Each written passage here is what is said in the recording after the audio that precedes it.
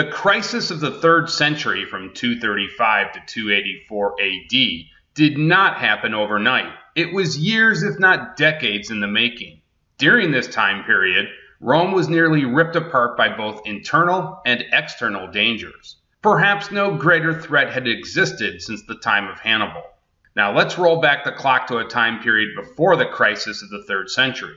Marcus Aurelius was Roman emperor from 161 to 180, and the last of the rulers known as the 5 Good Emperors. His reign is considered to be one of the greatest time periods in Roman history, and was considered a golden age. Of course, all good things must eventually come to an end, and after Aurelius died, his son Commodus took over. His reign became increasingly unbalanced.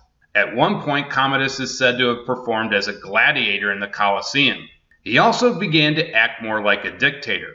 This led to his assassination in 192. A year of political strife followed in which 5 men claimed the title of Roman emperor. This has since been referred to as the Year of the 5 Emperors. A civil war ensued in which Septimius Severus emerged as the victor, and he became the founder of the Severan dynasty. Although it ushered in a time of stability, it also created many of the problems that caused the crisis of the 3rd century. One of the biggest issues involved the Roman army. Severus provided substantial raises to the army, who increasingly required larger and larger payments to remain loyal. Successive emperors were expected to continue this practice. In order to make these payments, Roman emperors in the Severan dynasty were forced to debase the currency, which began to lead to economic instability and inflation. Also during this time period, a plague broke out, which reduced the size of the labor force. Making matters worse was the fact that Rome faced hostile and very dangerous external threats: the Germanic tribes to the north and the Sassanid Empire to the east. The last emperor of the Severan dynasty was Severus Alexander. Severus was really under the sway of his mother. His mother attempted to make some meaningful reforms, and the young emperor was initially supported by the army.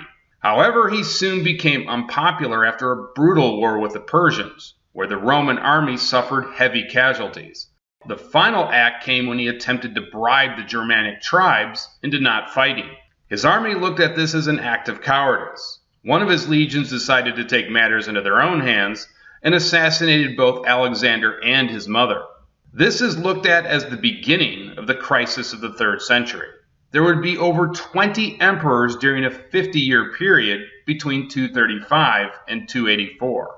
Many of the emperors during this era were referred to as a Barracks Emperor. This was a type of emperor who was chosen solely by the army. A Barracks Emperor was expected to remain popular with the troops, or he faced immediate assassination. Many of these emperors ruled by their own personal motives, rather than the good of the empire or Roman people.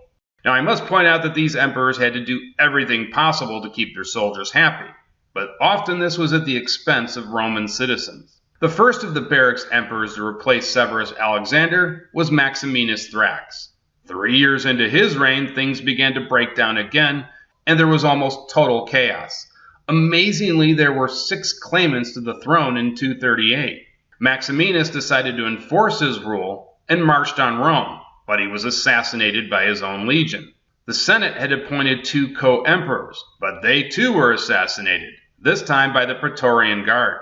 In fact, all 6 claimants died in 238, which has since become known as the Year of the 6 Emperors. All of this political strife served only to further weaken Rome. As the decades rolled by, the empire became more and more unstable and was on the verge of disintegrating. There were now 2 breakaway provinces that were ruled independently, the Gallic and Palmyrene empires. With Rome on the cusp, someone finally arrived who resolved to do something about it: Aurelian. Aurelian, like many rulers that preceded him, was a Barracks Emperor. No surprise here, he had been involved in a coup against the previous emperor. He also had been a cavalry commander and was extremely popular with the army. Aurelian made it his mission to restore the Roman Empire to its former glory. The first order of business was to protect the northern flank, so he moved his army north and utterly crushed several Germanic tribes. He then looked to the regions in the empire that had revolted. He defeated the Palmyrene Empire in 273. The following year, he conquered the Gallic Empire in the west. In just a few years, Aurelian had reunited the empire in its entirety. Aurelian's death was the result of a corrupt secretary. The official lied to Aurelian about a minor issue.